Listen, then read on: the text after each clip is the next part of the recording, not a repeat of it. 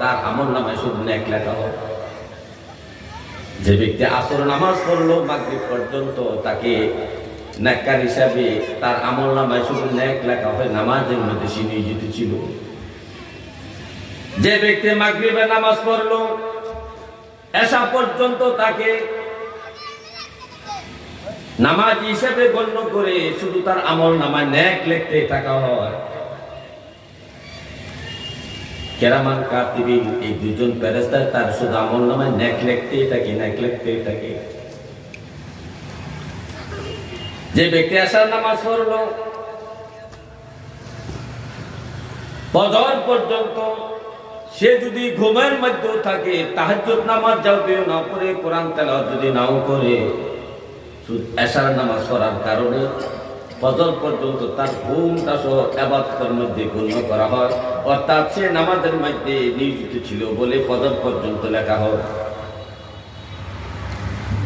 তাহলে নামাজ, 5 ওয়াক্ত নামাজ মানুষকে 24 ঘন্টা ইবাদতে নিয়োজিত রাখে। আমাদের আমল নামার ডায়েরির মধ্যে, আমল নামার মধ্যে লেখা হয়। এই জন্য আল্লাহ বলে, ওয়া খালাকুল জিন্না ওয়াল ইনসা ইল্লা লিয়াবুদুন। ও আমার বান্দারা, জিন জাতি এবং মানব জাতি, তোমরা শোনো, তোমাদেরকে আমি সৃষ্টি করছি শুধু আমার ইবাদত করার জন্য। যদি আপনি ফজর নামাজ পড়লেন, জোহর পর্যন্ত আপনাকে নেককার বলে লেখা হইতেছে, আপনার আমল নামায় লেখা হইতেছে নামাজি হিসাবে। যদি আপনি জোহর নামাজ ছেড়ে দেন, তাহলে জোহর থেকে আসর পর্যন্ত আপনাকে গুনাহগার হিসাবে লেখা হবে।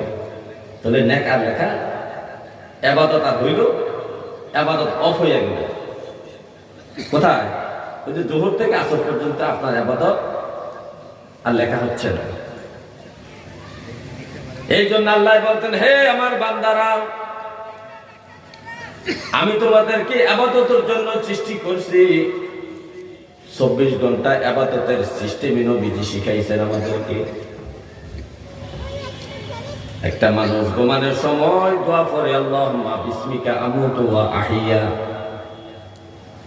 নবীর সুন্নাত তরিকার যে দোয়া পড়ে যখন সে ঘুমায়, এই দোয়া পড়ার কারণে তার ঘুমটা নেককারের খাতায় লেখা হয়। যতক্ষণ পর্যন্ত ঘুমাবে ততক্ষণ পর্যন্ত তার আমল নামায় নেক লিখতেই থাকা হবে। যখন সে ঘুম থেকে উঠবে, তখন সে নবীর সুন্নাত তরিকা অনুযায়ী দোয়া পড়বে, আলহামদুলিল্লাহিল্লাযী আহইয়ানা বা'দা মা আমাতানা ওয়া ইলাইহিন নুশুর। আপনি প্রস্তাব